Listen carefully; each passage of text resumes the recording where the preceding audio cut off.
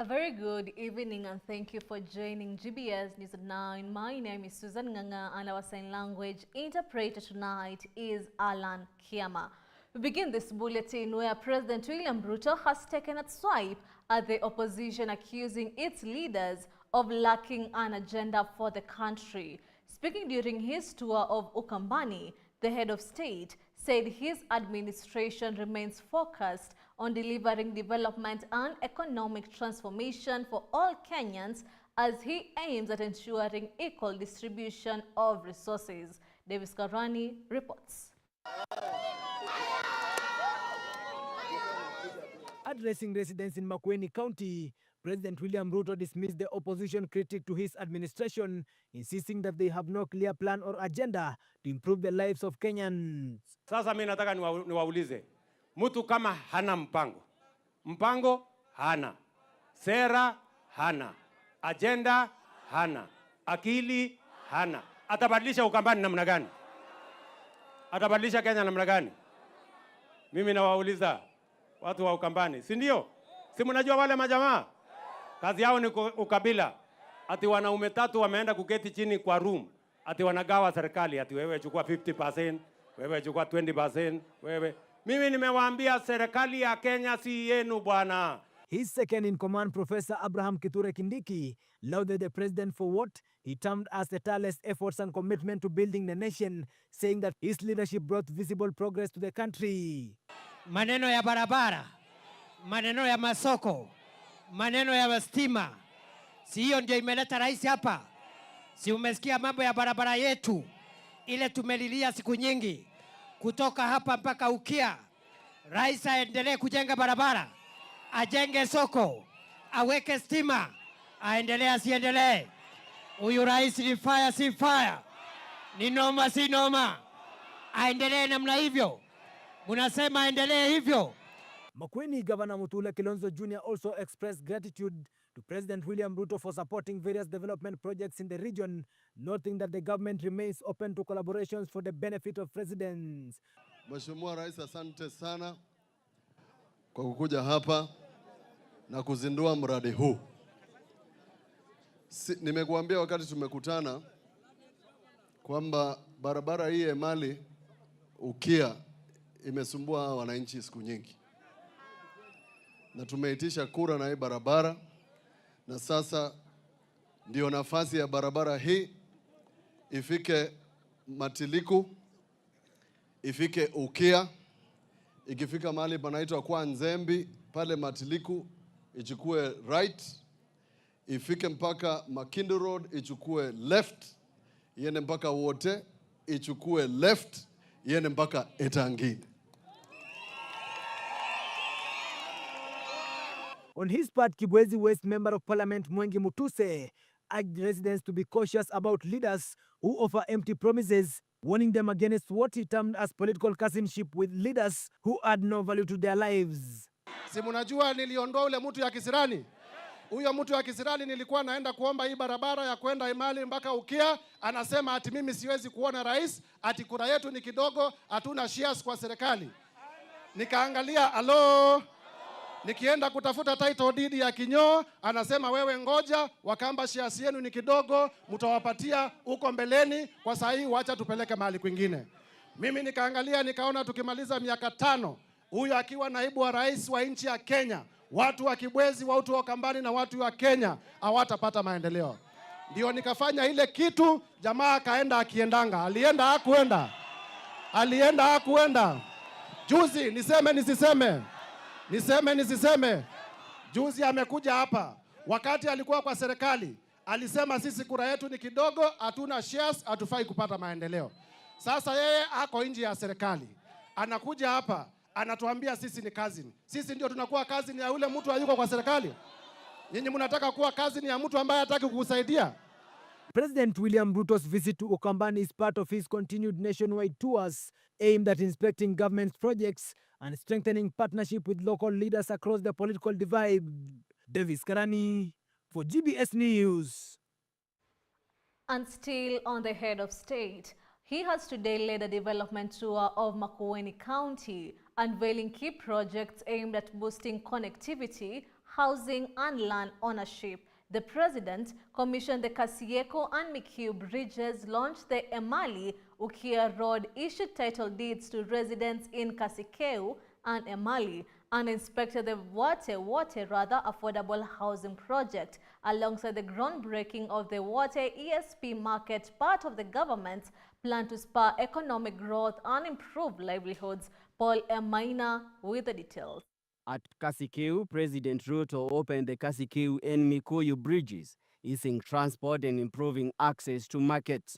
Residents welcomed the project, saying it ends years of flooding disruptions. Hii bridge hii ndio daraja yenu. Ilikuwa inasumbua sana. Sasa mambo iko sawa. Maji so maji hapa ilikuwa inasumbua watu. Mnapenda ikae namna hii. Sawa. Lakini sasa tusukume barabara ipande kwa ile milima. Pale kwa inaitwa Kikoko ama? Chambeke alafu iende. Na hii ya Masokani. Unataka tena iongeze ya Masokani?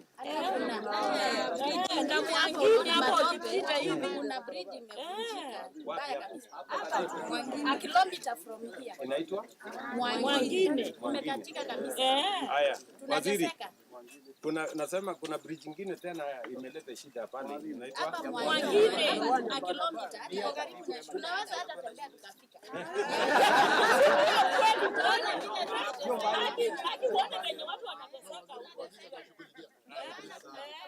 Still in Kasikeu, the president issued title deeds to hundreds of residents, assuring them of land security and urging them to use the documents for development.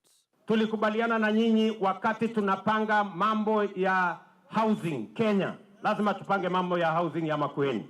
Wakati tunapanga masoko, lazima tupange soko ya Makueni. Lazima tunapanga hostels, lazima tupange hostels ya Makueni. Mnanisikia? In Kibwezi West, Ruto launched Emali Ukia Road and issued more title deeds in Emalu. He said the road will boost trade, create jobs, and link farmers to markets. Saa hizi nikiongea na nyinyi, tuko na vijana 600,000, 600,000 young people are working in the program of housing, markets and hostels. Kama wewe ni plumber, wewe ni carpenter, wewe ni mason, wewe ni electrician, wewe ni engineer, wewe ni mtu ya mkono, wewe ni architect, pale kwa affordable housing, pale kwa market, pale kwa hostel, iko kazi. Wewe kazi yako ni kujituma, uende uungane na hiyo kazi. Vijana mnanisikia? In Wote, the president inspected the affordable housing project and broke ground for the new ESP market. He said the project will provide jobs, modern business spaces, and decent homes for residents. Ndio mimi nilisema njia moja ya kupanga ajira ya vijana wa Kenya ni program kama hii ya affordable housing. Kwa sababu tuko na vijana kama nyinyi ambao wanafanya kazi kwa program ya affordable housing. Sasa hawa vijana wamefika 1,600 kama nyinyi wanafanya kazi kwa program kama hii. Hawa vijana wote wangekuwa wanakaa nyumbani kama hii program ya housing haingekuweko. And by next year tutakuwa na vijana 1,000,000 watakaokuwa wanafanya kazi katika hii program ya housing. For GBS News, I'm Paul Emaina. And now to a controversial report. What began as a joke and assumed language of President William Ruto, known oftenly making empty promises and relaunching projects done by his predecessor, seems a reality. GBS TV confirms that the famous 705 kilometers Isiolo-Samatan-Mogodashe and Elwak Road is 45% complete. The Isiolo-Mogadeshe-Elwak Road will integrate the northeastern region with the rest of the country. Matthew Perez has gathered this report and here. Katika mipango yetu. On February 7th, 2025, in his 4-day tour to the northern eastern region, at the top of his vehicle and surrounded by a large crowd in the scorching Isiolo sun, Ruto dropped one of his hits, promising that the road would be vast and connect the entire region, showing his mastery of the area. Tumesema ya kwamba hii barabara kutoka hapa Isiolo kuja hapa Karbatula, Kulamawe, Modogashe, iende Wajia, iende mpaka Mandera. Ruto explained that the government will expand the road network in the northeastern region to open up the area and spur socio-economic transformation. Vile vile itaenda Samatar, alafu iende Wajia, alafu iende. He particularly noted that the government was upgrading a 205-kilometer stretch of the road to bitumen standards, the broader plan being the construction of the 750-kilometer Isiolo-Modegashe-Elwak-Mandera Road to integrate the northeastern region with the rest of the country. Immediately after that particular part of his speech hit the internet by a storm. What amazed Kenyans is Ruto's intricate knowledge of the rural roads in Isiolo and the connecting markets. And to many, this was just but another empty promise. Na serikali ya Kenya tukiungana na marafiki, tumetafuta pesa kutoka World Bank, tumetafuta pesa kutoka ADB, tumetafuta pesa kutoka Arab Bank, na hiyo pesa yote ni karibu shilingi bilioni 100 ya kutengeneza hii barabara kutoka Isiolo mpaka kule Mandera. Nyinyi mnanielewa watu wa Isiolo? Hii kilomita 205 iko hapa Isiolo County. However, GBS authoritatively confirms that the president's address was beyond a promise. Now 45% of the 250-kilometer road is done. In terms of progress of works, we are at 40 to 45%. The 100 billion project is to be completed by May 2027. The road will traverse Meru, Garissa, Isiolo, Wajir, and Mandera counties, boosting trade and driving economic growth.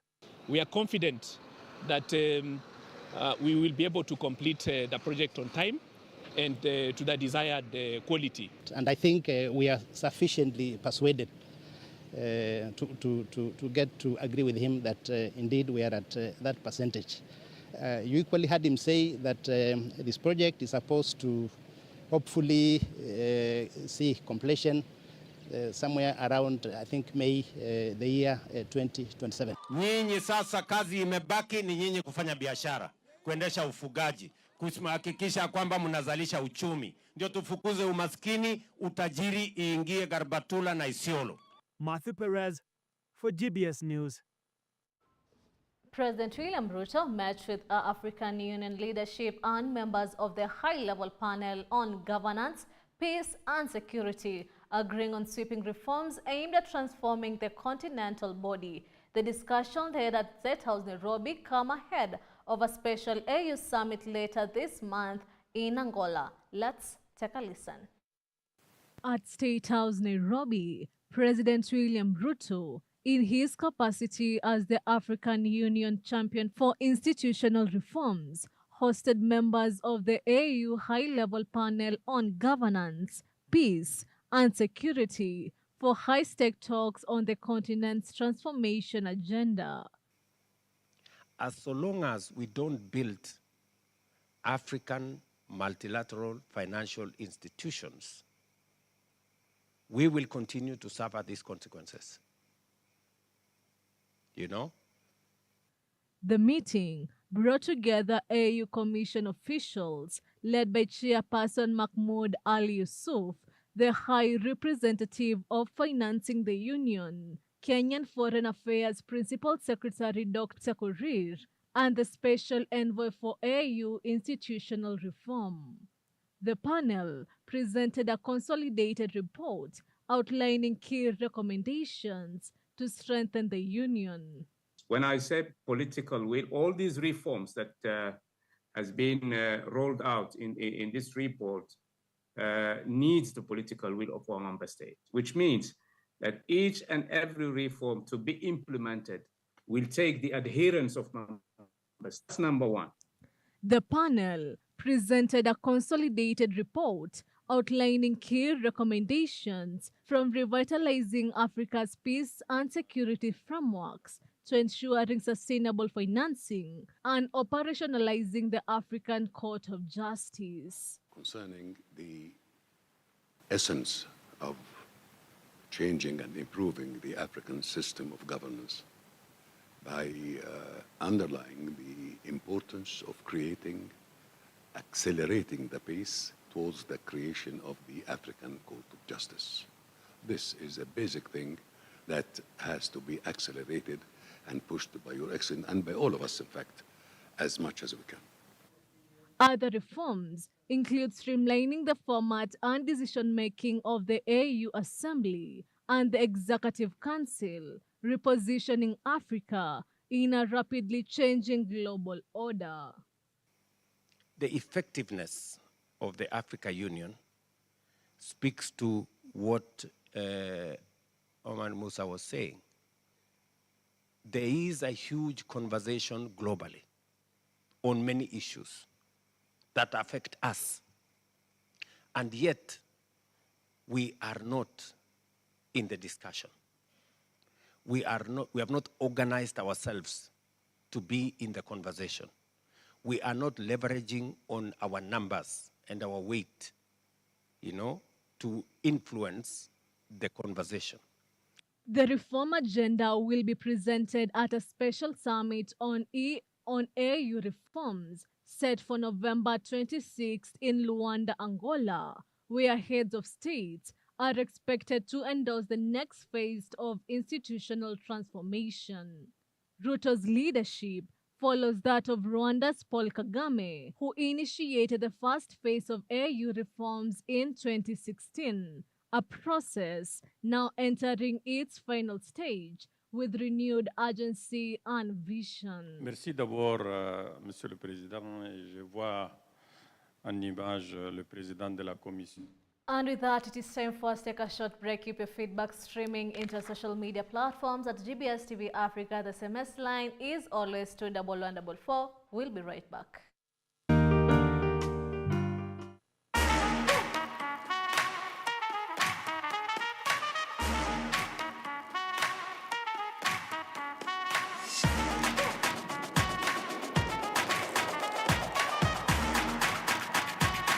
Jina ni Coach Martin Musili. I'm a coach, as I've stated. E-sport nilitambua since 2015-2016. Kuna sports mingi man, but nilikutiga kwa fencing. Kwa e-sport kuna kitele, kuna pesa kweli. In as much as tunaiplay, tunaitumia pia kama life skills. Si shule peke yake, pia corporates. Na tunakuja tunafunza strategic thinking. It can create an avenue for a scholarship if maybe anacheza shule, a scholarship. Maybe anaweza advertise ile corporate. Nini imekukeep kwa game, like ni strategy gani unatumia, like unafeel strategy ndio imenyekanga hapa, unafeel kupeleka mbali. Alafu utaniambia ni strategy gani imekumake unatumia as a player, ona ile strategy yangu inafanyanga na win game. Hata as a coach, ni strategy gani unaonanga hii nikitumia nasaidia player wangu kudefeat opponent wake. Requirements zangu ni nini? Nini nataka kwa fencer? What are the requirements? All you have to be, as long as you can walk, you can move your arms and you can think on your feet. You can fence. Ili kujua mengi, jiunge nami Omala Brian kwenye GBS TV Sports Sugu Show. This is where passion meets the game.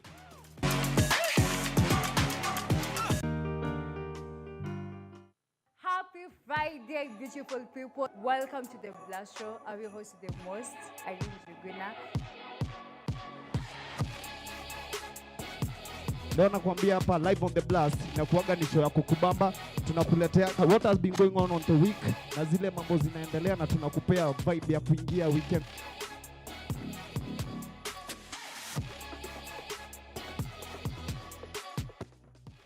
Ya vitegeo, mbona kimya umechange jila. Washofeni hata kama wote na wachoma ila. Remember me kwenye rap bands ni paka kufa. With the best man, wakichonga wachonge na ziba nyufa. Acha nife kwenye raft, maana wewe dawa njoo unipe tu. Nikichoka hasu unaninyosha nyosha unanipanga panga kwenye bedi tu. Mapenzi yetu kayalinde hata kama wote watachonga tu. I'm an actor, nakuwa director pia. Director wa acting ama. So acting na music unazimerge aje pamoja na umeact which type of ni movies ama drama ama series? Na ulijua aje like, oh, unaweza act, unaweza rap? Nimeact ni short movie, ni love short movie ambao nimeandika mimi, nikadirect mimi hasa nikacheza pia.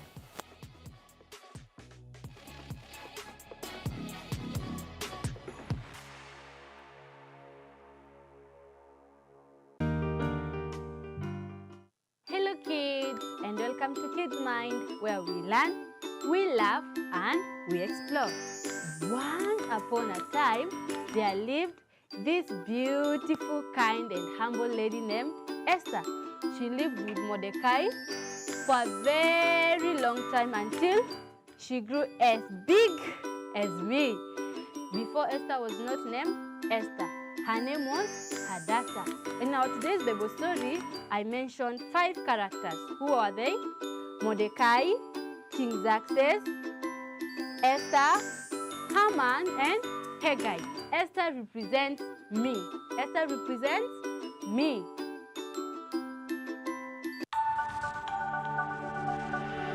Everywhere, GBS. Welcome back to the bulletin, and now to the international news. A suicide bombing targeting a court in Islamabad, Pakistan, killed at least 12 people and wounded many others. The attack occurred outside the district judicial complex, Islamabad High Court area, and was claimed by Jamaat-ul-Ahrar, a function associated with Tehreek-e-Taliban Pakistan, that is the TTP. Though some initial statements varied in attribution, the incident marked one of the deadliest militant attacks in Islamabad in recent years and prompted emergency measures and widespread condemnations.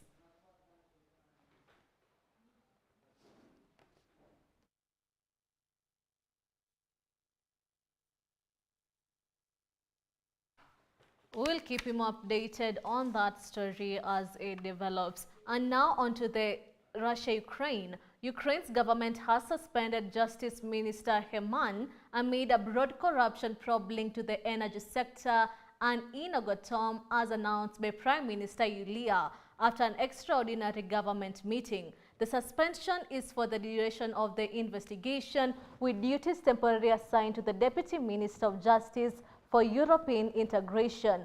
The NABU-led probe involves alleged kickbacks and bribery valued around $100 million and is part of a wider graft case touching state energy entities and allied officials. He has said he will defend himself legally and supports the government's action.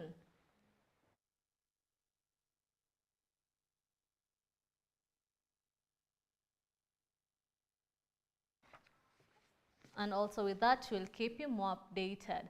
And for the sports lovers, it's time for your most favorite segment of the bulletin, the sports news. Let's get sporty.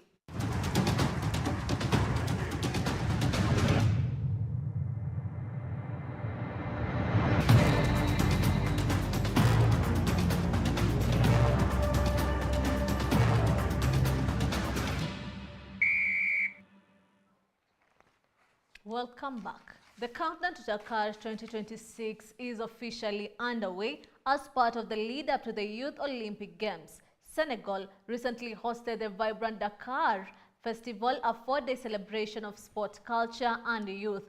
Thousands gathered across the host cities of Dakar and Sali to mark this exciting milestone. Just 1 year to go before the world's best young athletes gather in Senegal for the Games. From sports trial to cultural performances, this festival highlighted the energy and spirit of African youth, setting the stage for what promises to be an unforgettable event. Let's take a closer look at how the celebration unfolded.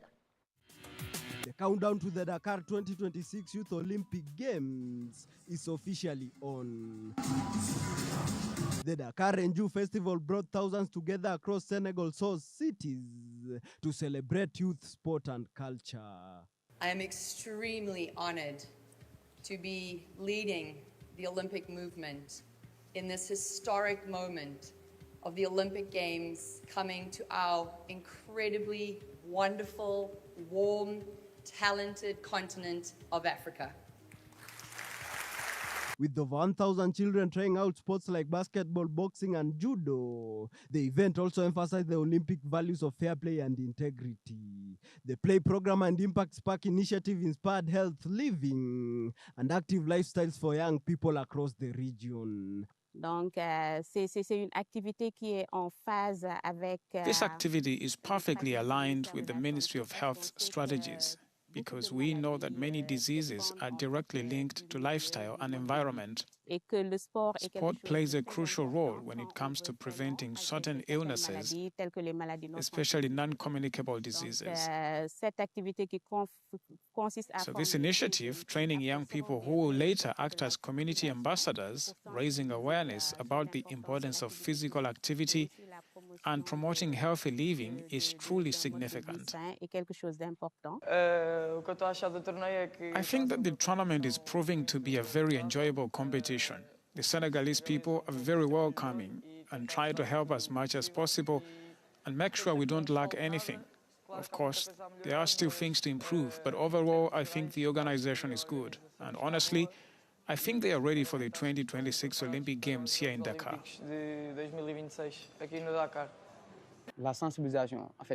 There are many awareness-raising themes discussed here, all of them extremely important.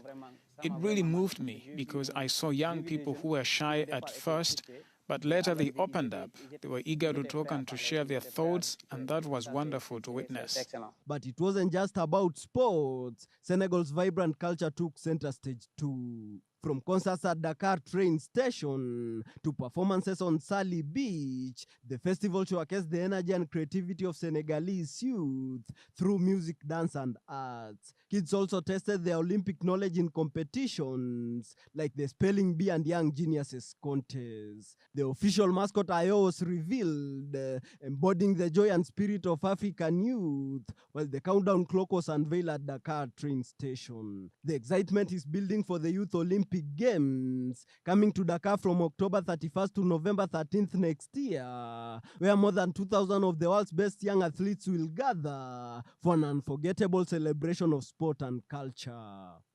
Elvis Muyodi, GBS Sports.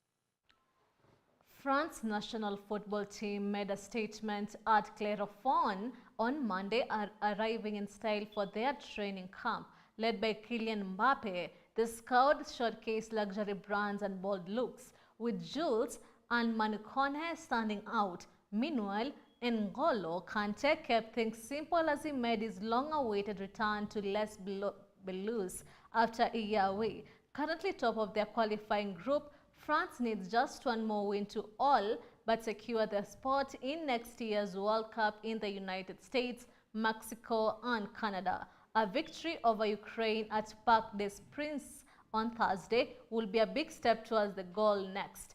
They'll travel to Azerbaijan for a crucial match on Sunday, November 16th, with key players like Mbappe back in form. The stakes couldn't be higher for the French team.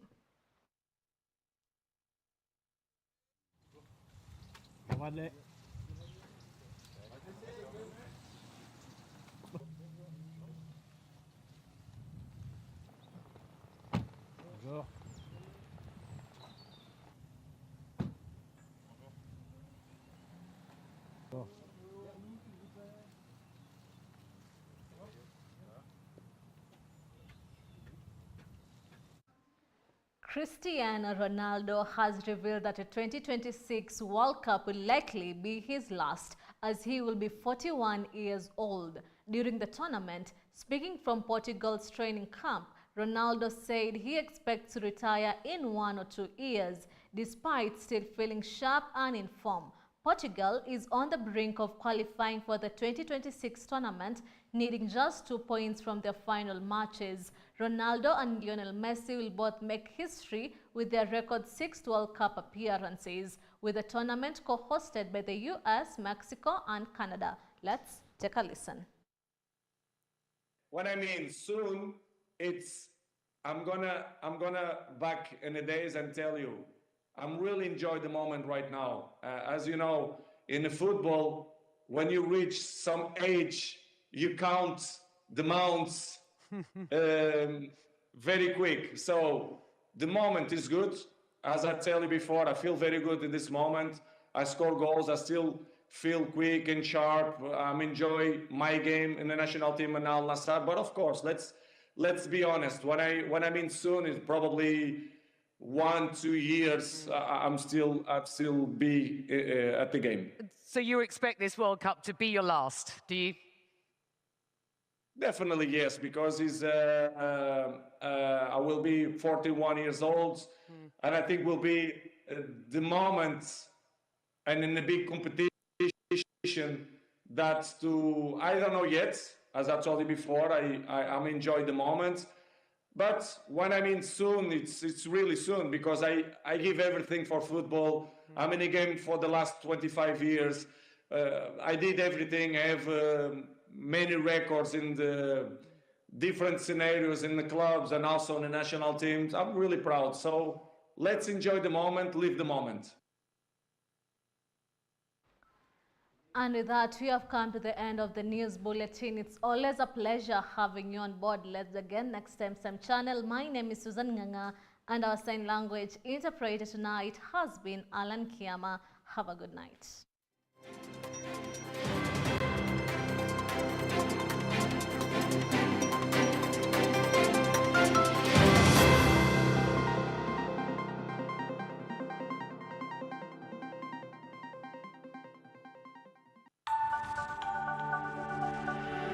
Everywhere, GBS.